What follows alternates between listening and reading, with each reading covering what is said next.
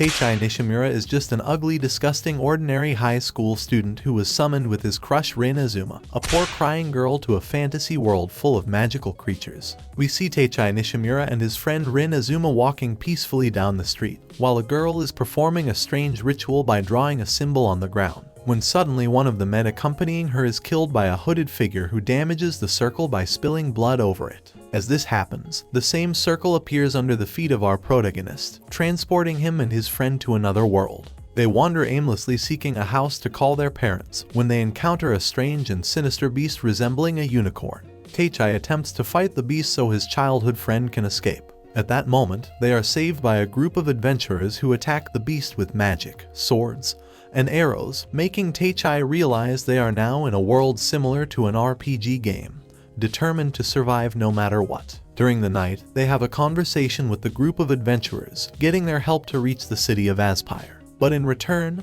they ask him to reconcile with his friend before dawn. Rin separates from the group, so Teichai seizes this opportunity to ask her why she is so upset. She expresses feeling bad about the suicidal behavior she showed in the situation with the obsidian horse, fearing being alone in such a world. He promises not to do it again and that from now on, they will solve every difficult situation together. The next day, they arrive in the city, where their friends warn them about how dangerous it is to become adventurers. However, seeing their determination to make this decision, they give them some money to live on for a while and buy weapons. After this, they head to the Adventurers Guild to register. There, the receptionist proceeds to test their magical ability, stating that without such ability, they cannot become adventurers. Rin is the first to touch the test crystal, upon which 4 lights of different colors appear. The receptionist is amazed and asks Teichai to touch the crystal, but it breaks at his touch. She runs off to find the guild master, who tells them that before registering, they must go with Mura to visit a certain place. They agree and arrive at a house where they are greeted by a scantily clad woman named Lemia. This woman listens to their situation and gives them some objects she invented herself to measure strength and magical ability. When they take the objects, they mark incredibly high percentages, so Lemia decides to take them as her disciples. Meanwhile, a mysterious man receives information from his subordinate about the summoning, which had been activated despite their sabotage attempts, so they spread their nets across all cities to capture the lost ones from another world. Returning to our protagonists, Mura explains why their percentages are so astounding. Teichai's magic is at 120,000 and his strength at 40,000, while Rin's magic is at 37,000 and her strength at 5,000. However, a person with a magical ability of 10,000 and strength greater than 2,000 can easily aspire to be a knight or a real mage. For this reason, Lemia, the #1 mage in the magical kingdom of Alistane, wishes to train them. She explains that her magic is at 43,000 and her strength at 6,000, while Mura's magic is at 35,000 and her strength at 3,800. Teichai excitedly asks what will happen when they learn magic. Lemia replies that he could become an S-class adventurer or a first-class mage, or even declare war on a nation and destroy it completely. If he becomes king, he could have all the money and women he desires. Rin hits him for staring at her breasts. The first class begins as they eat breakfast. Mura and Lemia explain that magic is used by paying spirits to allow them to use their abilities, which are of the 4 elements. Thus, the type of magic used depends on the spirit to which magical power is given. However, mages do not choose the type of magic they want to use, the spirits choose the mage. Generally, mages can only use one element, but there are cases of mages who can use multiple elements, like Mura,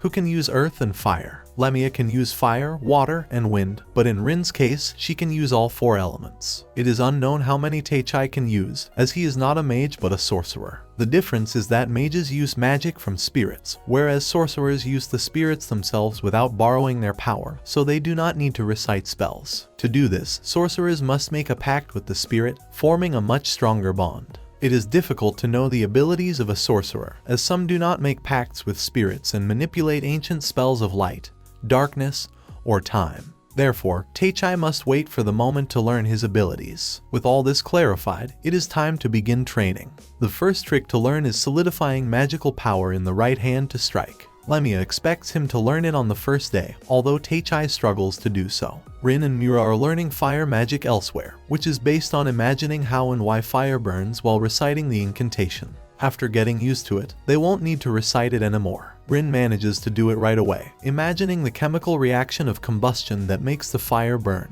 the fuel, the oxygen. and the heat. Miura is delighted to have a disciple who learns so quickly. Before continuing, she tries experimenting by imagining how to enhance the flames with gas, creating a blue fire, impressing Miura with something she had never seen before. Later, Taechai is completely exhausted and couldn't progress in his training, unlike Rin. He gets up again to try when he hears voices in his head of a girl telling him that he will soon be able to do it, indicating what he should do. He manages to materialize his magical power, and the last thing the voice tells him is that she wants to see him soon. Taechai confesses to Rin that he hears a strange voice that he doesn't know where it comes from, and she worries that it might be a ghost. Finally, it's time for dinner. They congratulate Rin on how quickly she learns. In contrast, they explain to Taechai how important it is to learn to enhance his entire body, so they will continue focusing on the same trick. He will use magical power whenever he wants to enhance his body, although for someone with 120,000, it's nothing to worry about. So, as long as they are unaware of his element, the style he will use will be combat, meaning he won't use incantations but will only enhance his body to strike things. While everyone sleeps, Miura and Lemia talk about the two of them, finding their amount of power and their speed of learning impressive. But due to serious problems in the capital that have spread rapidly across the continent, they will only train them for 3 more weeks until they can fend for themselves as adventurers. As their powers are a danger to themselves, if people find out about this, they will have many problems. So they will teach them how to survive. Time has passed, and they are now both able to face the forest beasts, and even perform magic without needing to recite incantations. Miura praises Rin for her undeniable talent, capable of creating her own techniques. Suddenly, an obsidian horse appears before them, a creature fiercer than the small fenwolves and horned hares they were facing. But this is no longer a challenge for them, and they quickly defeat it. Later, Lemia prepares a feast to celebrate their graduation exam and notifies them that they must return to Aspire to become adventurers. However, she has something important to tell them. She knows they are the lost ones from another world. She has read in books that sometimes people from other worlds arrive through spacetime holes or by the invocation of a sorcerer, and from their attitude, she deduces that they have come through the second option. They are impressed that Lemia knew everything from the beginning. She says she knew it immediately after seeing them use strange terms and their absurd magical power. Now the question is, why were they summoned there? But they can only find out by asking the sorcerer who summoned them, who must have a very high level, as a technique like that can only be used by sorcerers who manipulate time and space, which are very rare to see. Taechai is excited to find the person who summoned them to help them return home. After dinner, our protagonist thanks Rin for what she did at the time of the summoning, as if he had come alone. He would probably be dead. So now they must plan their lives as adventurers to earn money and survive. Then they will look for the sorcerer who summoned them to be able to return home. Later, while everyone sleeps, Taechai is thinking about his powers when suddenly he hears the voice of the girl again, who tells him that they will soon be able to meet. He demands an explanation, but she leaves the place, leaving behind a line of bright lights. 2 weeks have passed since Taechai and Rin returned to Aspire, registered as adventurers, met the group that had rescued them before, and are living peacefully carrying out E-rank missions. Rin investigates the kingdom of Alistane, the kingdom with the most advanced magic, with a population of 20 million people, 80% of whom can use basic magic. Taechai arrives to talk to her when suddenly the guild master summons them to a meeting. He wanted to give them a higher level assignment, based on finding those responsible for bringing stolen items from shops and carts to the city and finding the whereabouts of said items. This is a task that has been taken and failed on 2 occasions, so as Lemia's disciples, they were given the task, offering to promote them to D rank if they can fulfill it. Later, they walk through the market looking for food and try to buy some fruit, but it has doubled in price since last week. The vendor explains that fruit is becoming scarce because the merchandise carts are ceasing to arrive in the city. And it's not just about fruits but everything in general, as all the market stalls lack merchandise, so there are rumors that the carts are being attacked by monsters on the way. Despite the prices, Taechai buys the fruit because he knows Rin likes it. As they walk, they can see how the other stalls are half empty. Rin thinks it's likely that the rumors are true, although if the stolen food reaches the suburbs, this means it's related to their assignment. During the night, they enter a bar and order 2 beers. The manager mocks them, saying they don't sell such soft things there, making everyone laugh. Teichai responds by ordering water. Seeing this, the manager appreciates their courage and amiably serves them their drinks. They look around, noticing the abundance of food and drinks. Our protagonist proceeds to ask about items that cannot be found in the market, as they wish to do business on their own and sell items at lower prices. The man doesn't want to talk, so Rin tries to bribe him with a lot of money, but the reaction wasn't as expected. They had to beat up all the men present until they confessed that they knew a man who claimed to have a profitable job. When they visited the man, it turned out he had been attacked, and only the cart with the items remained. They brought it to the city and left it at the entrance, stealing some things. The manager confirms the sincerity of their words because they sold him the stolen merchandise and warns them not to meddle where they aren't called. While walking back, they are attacked by a group of highly skilled women. They decide not to use all their potential to capture one of them and get information. But seeing that they are stronger, the women throw a smoke bomb and disappear, leaving one of their companions behind, whom they take to the guild to be imprisoned. The next day, Mura waits for them at the restaurant they always visit to discuss the serious case they were assigned because the situation has worsened. Despite leaving the assassin in the guild's hands, prices continue to rise dramatically in a short time. So she offers to form a group to work together. She affirms that the lack of fruit is due to a thief who steals the farmer's harvest, and they cannot rebel because they are accompanied by a powerful mage as an escort. So, a task came to the guild to defeat the culprits. Later, they arrive at the farmer's fields, where each of them is cordially introduced. When Teichai shakes hands with Kasim, the requester of the task, he feels something strange. They are then led to the last place where they were robbed when Rin detects the presence of an approaching monster. It's an ogre accompanied by 3 orcs. Mira quickly cuts off the orc's limbs, while Teichai powers up to 35% to defeat the giant ogre with a single blow, impressing everyone.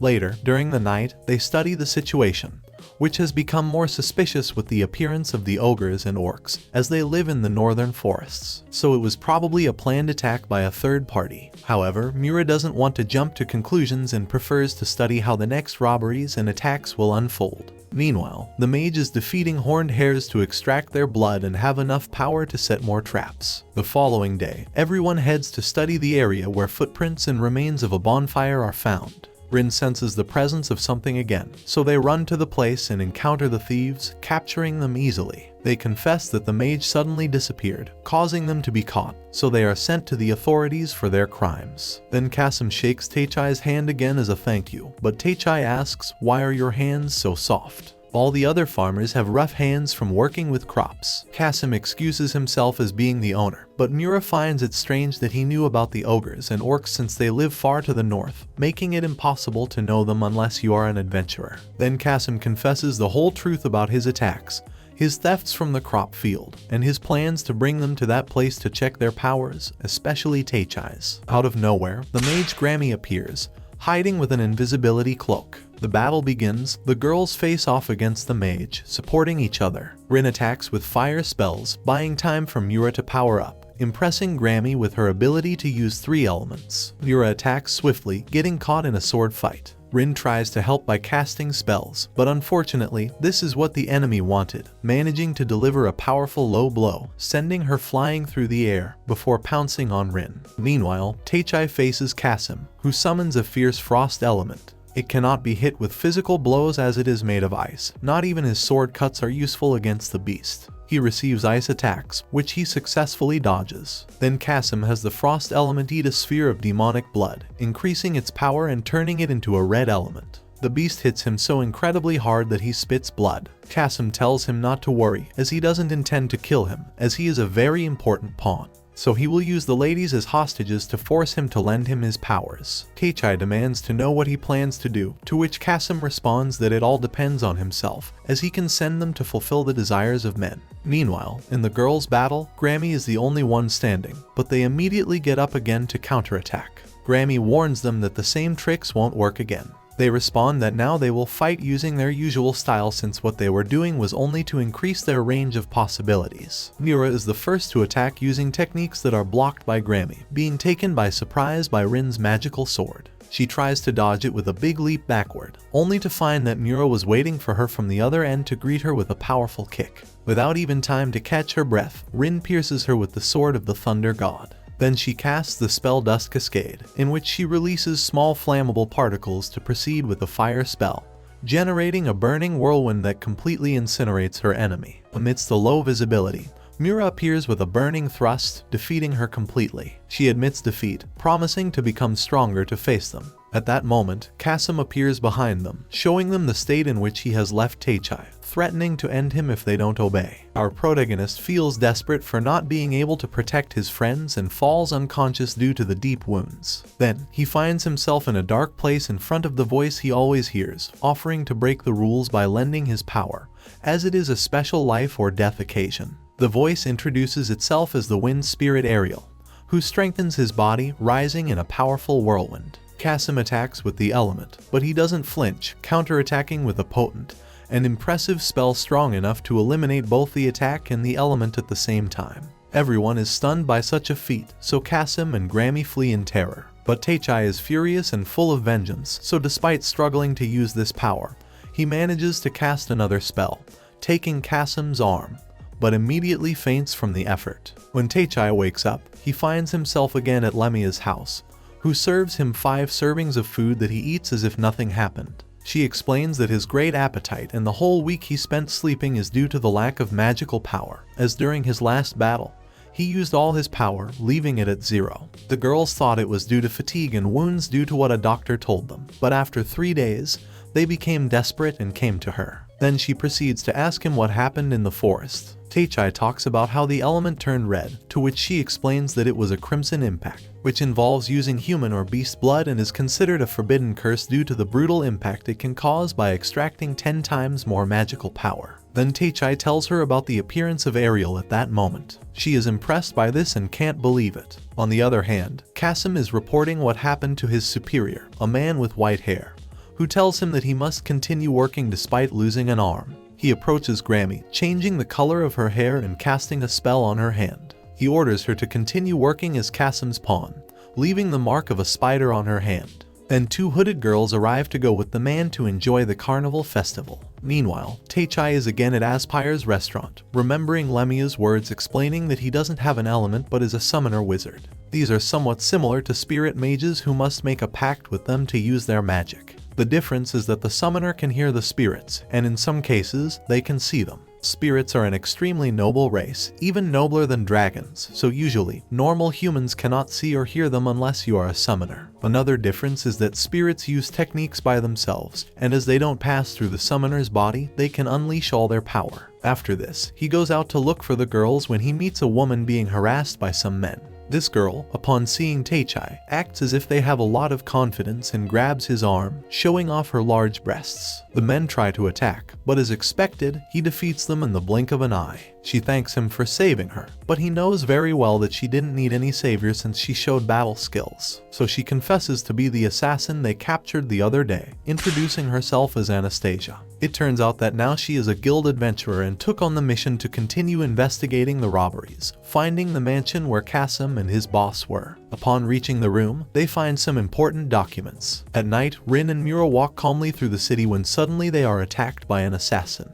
They fight together using spells and sword attacks, but the assassin is not alone, finding themselves in a battle of 2 against 4. They feel capable of responding, but they are surprised by Grammy hitting Mura, leaving her unconscious to abduct her. Rin tries to save her, but she is entertained by the other adversaries. On the other hand, Taichai and Anastasia are traversing a secret tunnel, which according to the document will lead them to a horde of goblins who made the Crimson Pact, hidden beneath Aspire. Taichai confesses to Anastasia that after leaving her at the guild, he thought she could lead a normal life, so seeing her working for the guild is something he doesn't like. She is surprised and asks him to call her Anna from now on. Returning to Rin, she is defending herself against several enemies until Grammy reappears, saying that she doesn't do this kind of work for fun. She confessed Mura's whereabouts and their plan to make the Crimson Pact with her. Rin quickly heads to the tower and finds her tied in the middle of a spell. She easily defeats everyone and breaks the spell by smashing the floor, then frees her from her bindings. Kasim and his boss then appear, congratulating her for doing something as difficult as immobilizing everyone without killing them.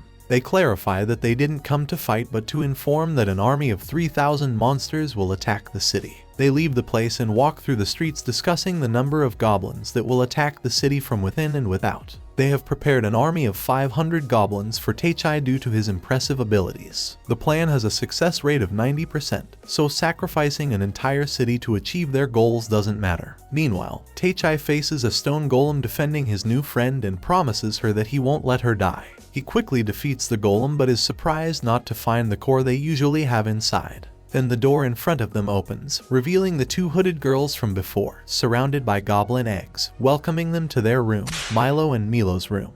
On the other hand, the girls have arrived at the guild to notify the impending crisis, so the boss sends his secretary to inform all the adventurers. They suspect they could be the culprits of the food shortage in the village, to prevent the city from being besieged.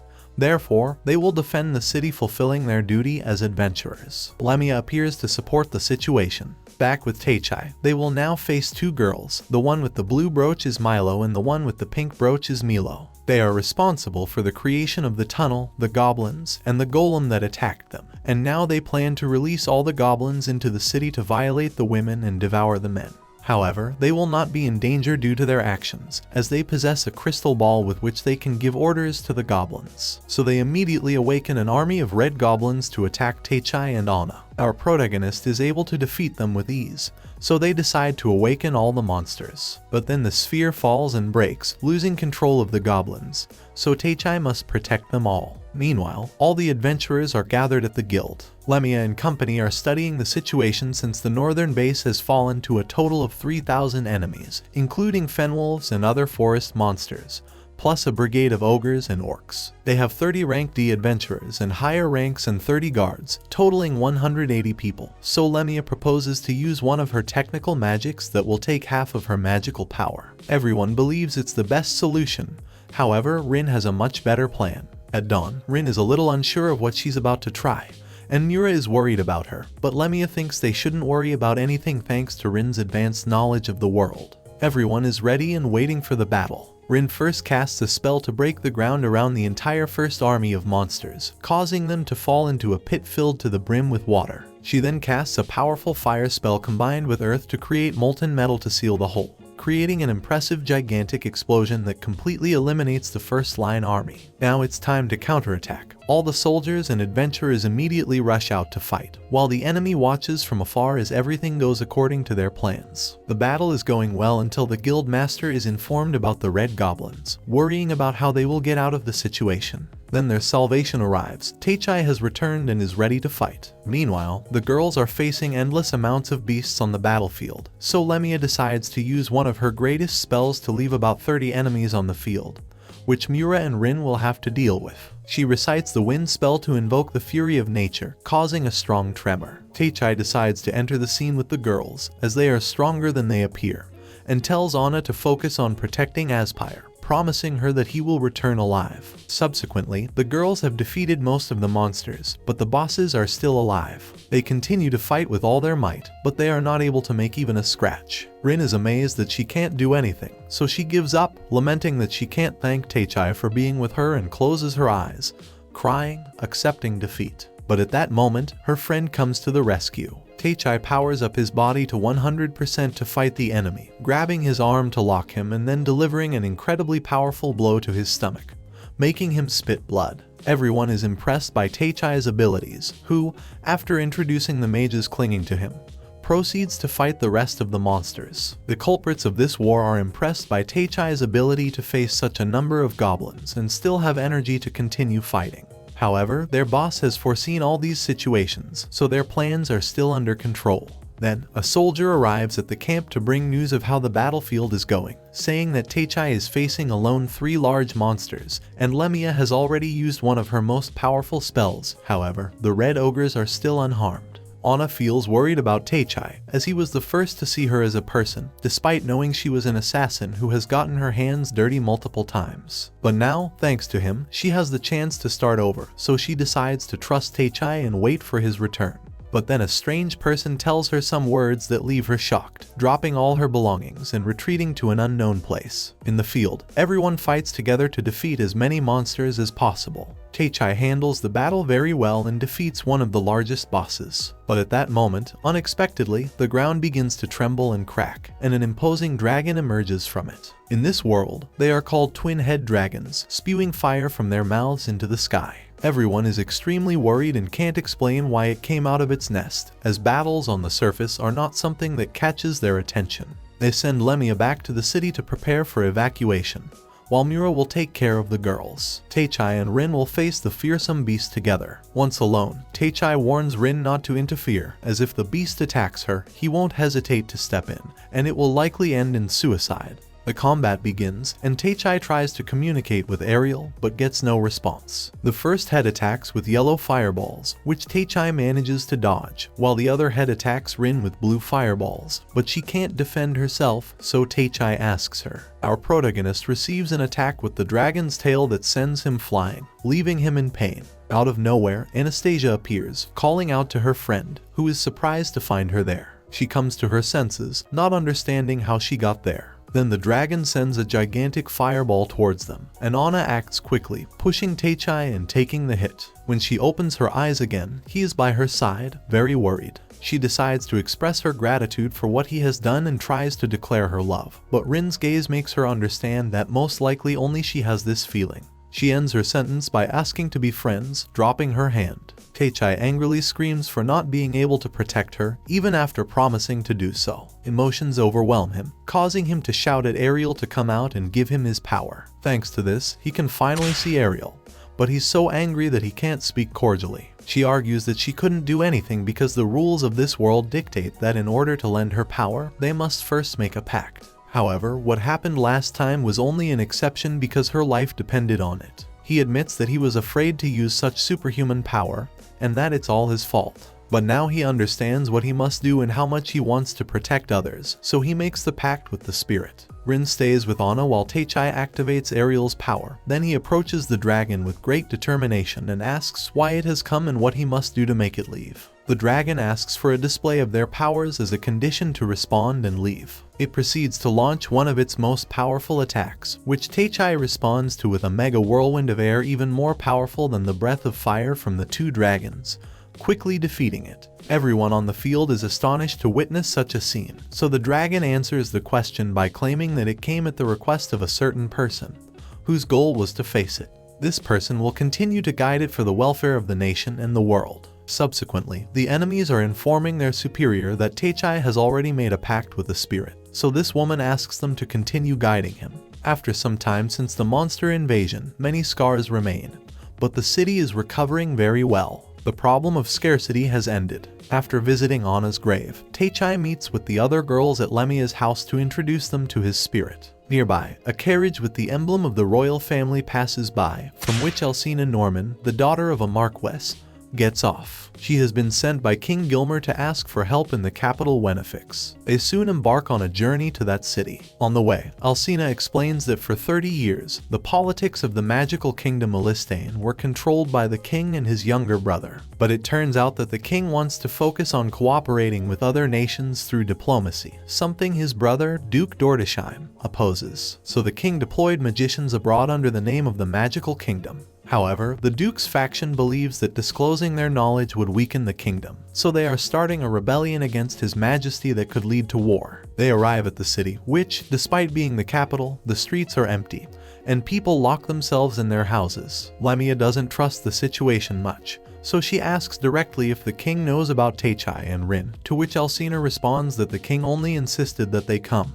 But this still doesn't convince Lemia. Suddenly Alcina is attacked by an arrow that is stopped by Taechai, an attack planned by the king's brother. Later, they arrive at the throne room, where they don't seem to be welcome. There they are introduced to the imperial mage Bella Lafuma, General Sumela, and the king's daughter, Princess Charlotte Elistane. His Majesty enters the room and treats them with great courtesy, but Lemia interrupts him very rudely, so the king asks everyone to leave the room to speak more openly. Lemia says she knows the whole situation and is willing to help him if he meets some conditions, which the king agrees to.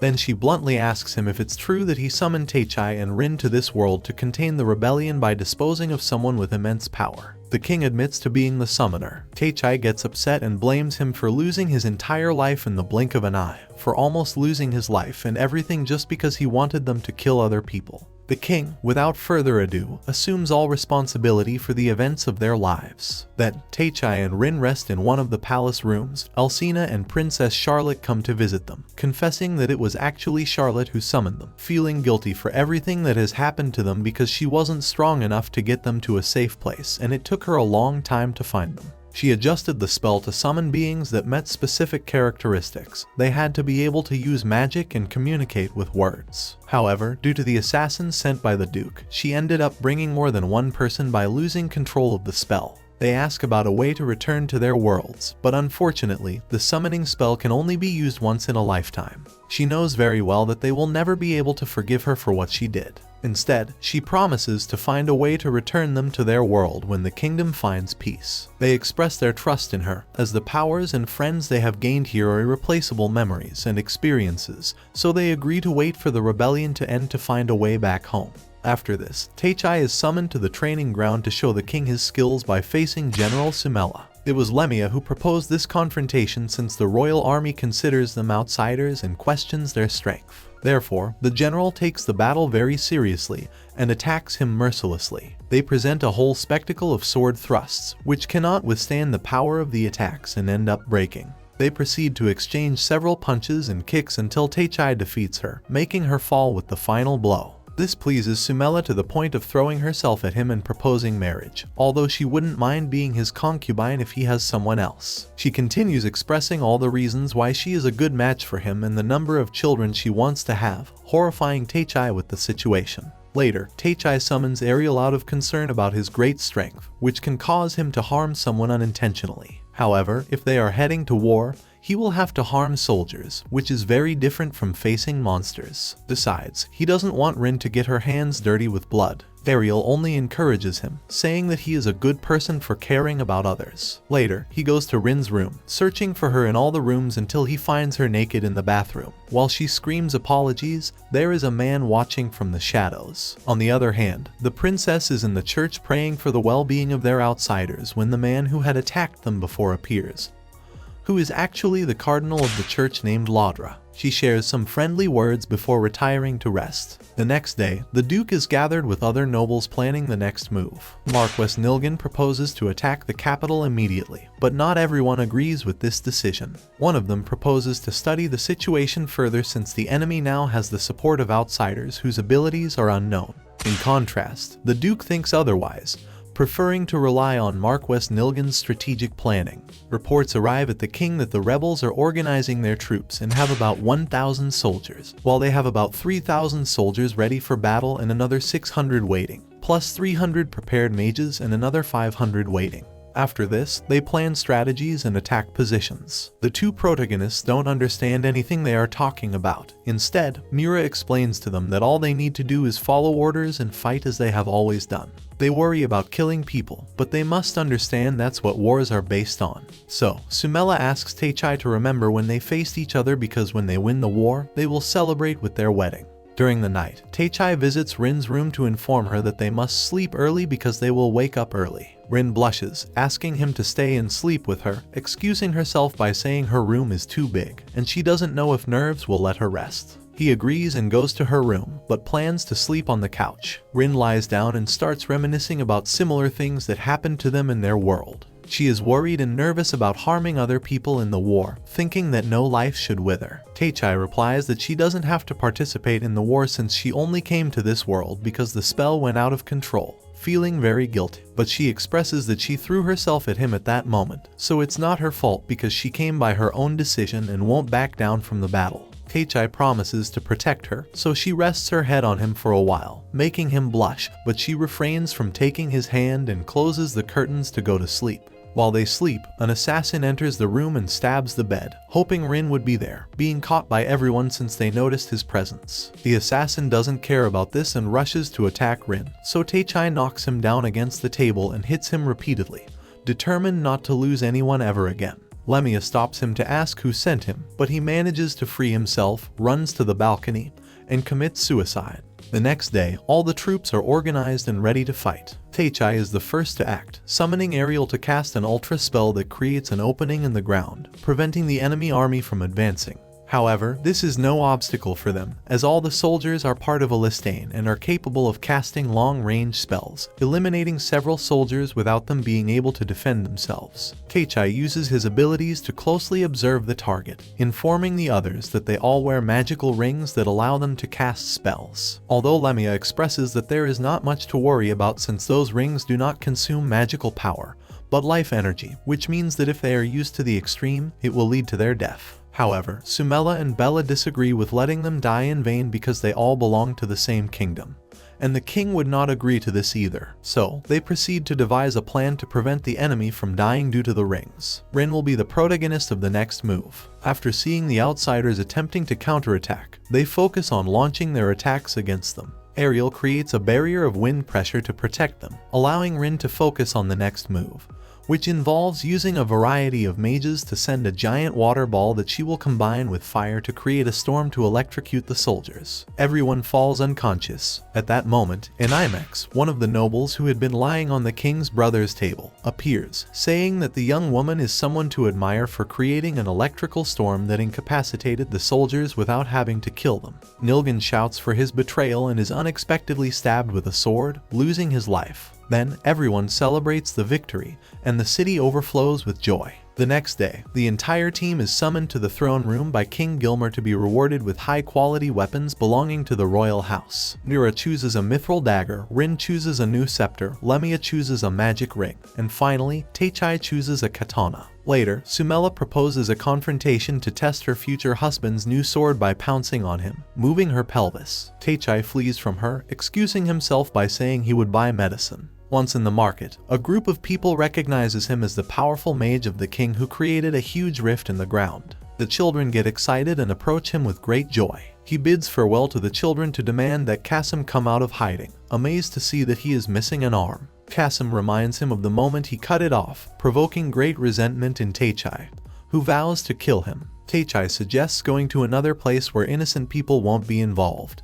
but he doesn't really want to have to fight him. Kasim responds that he can't refuse because he has ordered poison to be poured into all the city's wells if he refuses to fight. On the other hand, Mura and Rin face off to test their new weapons, putting on a show for all the soldiers present. This was planned by Sumela to calm the soldiers since the Duke has gathered his armies again, and they must leave for war that same night. Returning to our protagonists, they have arrived in an abandoned alley. Kasim expresses that the place does not have the necessary conditions for him to win, so he asks to take a cursed object to decrease his powers and fight on equal terms. Ariel senses bad vibrations from that object and fears that Teichai may not be able to recover his powers. Still, after several provocations, he agrees to use it. Teichai initiates the battle with an air disc that Kasim dodges with ease, responding with a thrust of his dagger, which Teichai manages to stop, but Kasim pushes him and dodges the next attack, counterattacking with a smashing water ball. They continue exchanging the strongest punches they can give until exhaustion.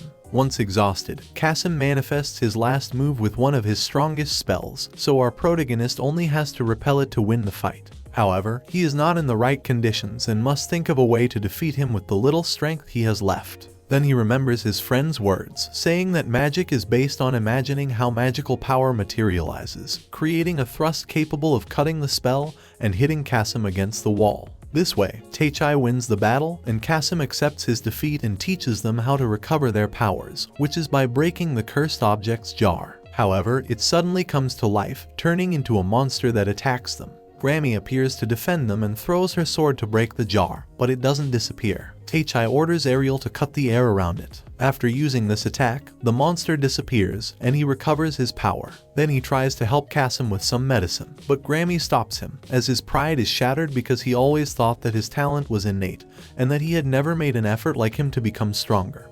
But he was wrong. Teichai responds that everything is not thanks to his effort but to having a very demanding teacher. As he bids farewell, the city bell rings. Teichai rushes to find out what's happening, being informed again of the start of the war against Duke Dordesheim. On the other hand, Laudra meets again with the strange woman who has guided his actions from the beginning, informing her of the outcome of what she had done with that cursed object, so they will proceed with the next plan.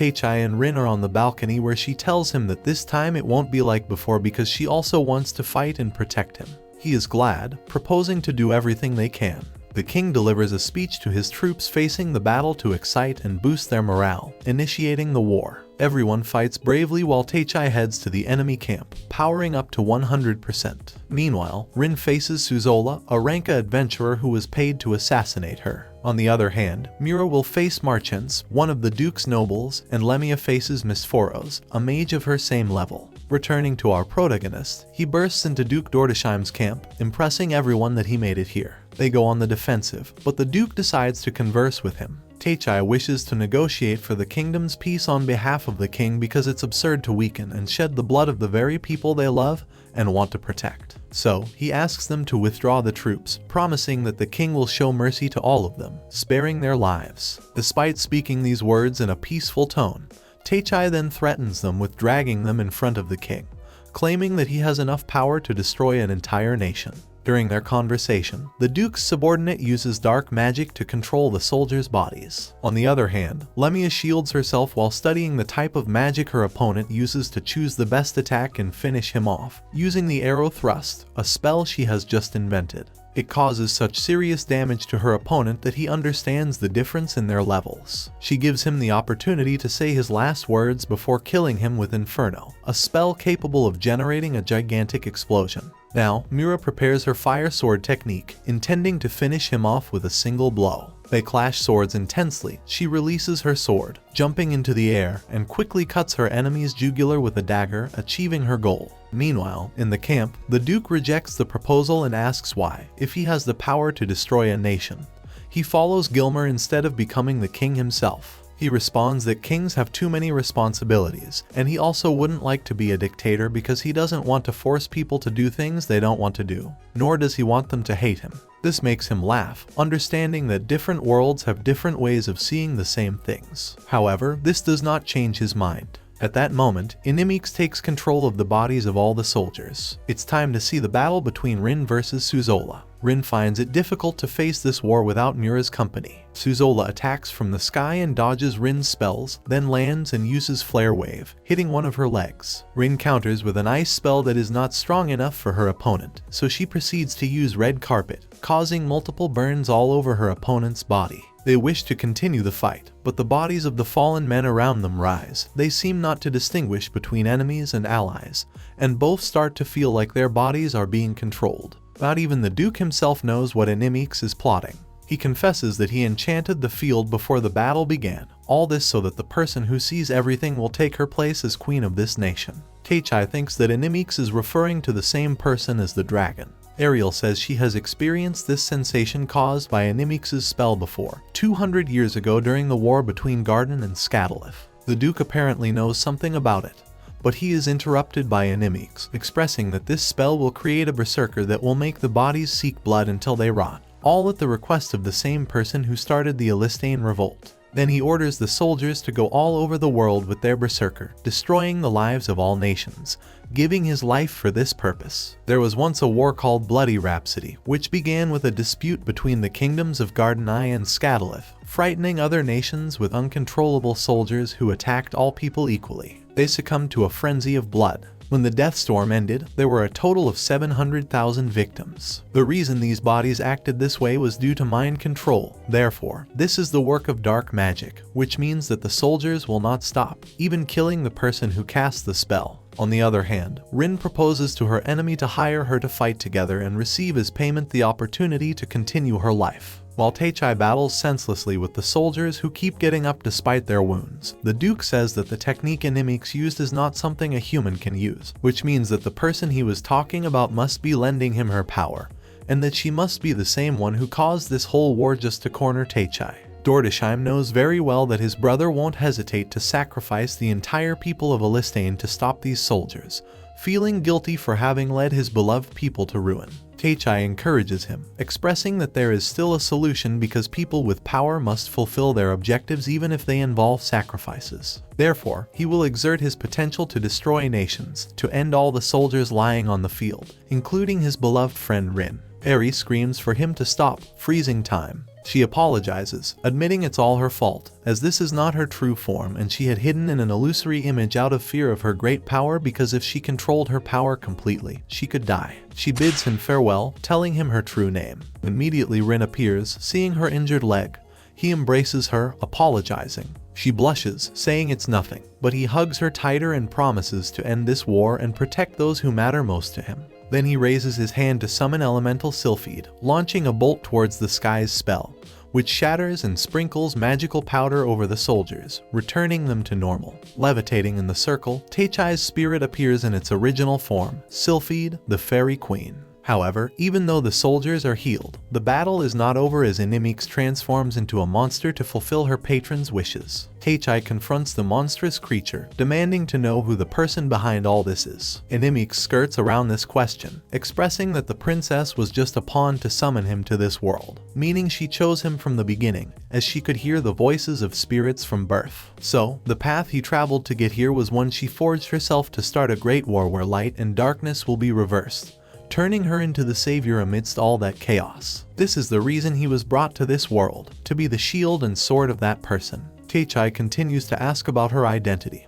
He expresses that it is not yet time for him to know. Our protagonist punches him furiously for all the lives he has taken just to use him. Such a person cannot be a savior because he needs to tell her about the people he cares about, like his friends and teachers who have helped and supported him since he arrived in this place. These are the people he wants to protect. The final punch has such an exorbitantly strong force that it leaves a huge hole in the ground. Anicap is not able to continue fighting, however, she underestimates him for not being able to kill anyone. But Teichai understands that having great power entails making sacrifices, so like him, she has also abandoned her humanity, pulverizing her with a powerful bolt. Subsequently, Teichai wakes up in his room in the palace after fainting from what happened with Anicap. The war has ended thanks to him, leaving victory to King Gilmer. The king fulfilled his promise to reward them, naming them advisors to the royal army, and they will be summoned whenever the kingdom is in danger. On the other hand, the duke was executed for his actions. So, now that the peace of the kingdom has been restored, they decide to return to Aspire. The princess bids them farewell, promising them that she will find a way to return them to their world. As the carriage departs, Alcina expresses that the legend has come true, that a person from another world would save the kingdom. However, Teichai is worried about the identity of that person and the war she will unleash upon the world, so he will focus on protecting what matters most to him and surviving in this world alongside Rin. Back in Aspire, the Star Festival is taking place, which is an annual festival where the dead interact with the living. According to legend, during this night, the spirits of the dead return to the world of the living following the light of lanterns, to reminisce about their lives or reunite with their loved ones, similar to Japan's Aben Festival. However, Lemia and Murin say they need special amulets to prevent them from being possessed or killed to participate in the festival. These amulets are masks, which are part of the tradition to conceal their identities because the dead regain their human form, so no one knows if they are alive or dead. Those without masks will be taken by the dead. Also, the relatives of recently deceased people offer masks to their graves because they also come to this world. They can identify themselves in this way. Teichai visits Anna to leave flowers and offer her the mask, praying for her and for the chance to meet on the night of the stars. On the other hand, the guild also wants to participate in the festival, but for that, they prepared an aphrodisiac soup. Mira disagrees with this, so she asks them what kind of food they sell at festivals in their world. They count several things, including sweet snacks that Mura loves and that don't have much competition. But with little time, Teichai comes up with the idea of creating flavored ice slushies like the ones sold in his world. They immediately prepare for this. Rin creates the ice while the girls get the flavors, and Sylphide explains to Teichai how to shave the ice with his powers in exchange for letting her taste it. Once ready, they try the slushies, and everyone is delighted with their taste. Later, they leave Teichai in charge of selling the product while they take care of other matters. Once the festival starts, they see people and children buying and enjoying games and delicious food, while Teichai introduces his spirit to his adventurer friends. They express being amazed by his feats and for being an advisor to the royal army. Then, their friends appear again wearing beautiful dresses. Rin blushingly says that Lemia chose her dress, so Teichai compliments her, blushing at how good she looks. Suddenly, a strange storm occurs that is not common to see at that time of year, so Teichai decides to use Sylphide's powers to dispel the clouds, preventing the festival from being cancelled. The mages perform magic to create fireworks, putting on a great show, while Rin plans to make some more striking fires with Miura. Everyone is happy again, so Miura and Lemia take care of the stand, suggesting to Teichai the idea of inviting Rin to dance, who is surrounded by men. Once he invites her, they have fun dancing together while Anna watches them from afar. Rin is already tired, and the musicians play the last song of the night. When Teichai notices Anna's presence, Rin takes him with her and leaves them together in the last piece of the dance, as she is a friend who gave her life to protect the city, although no one knows it.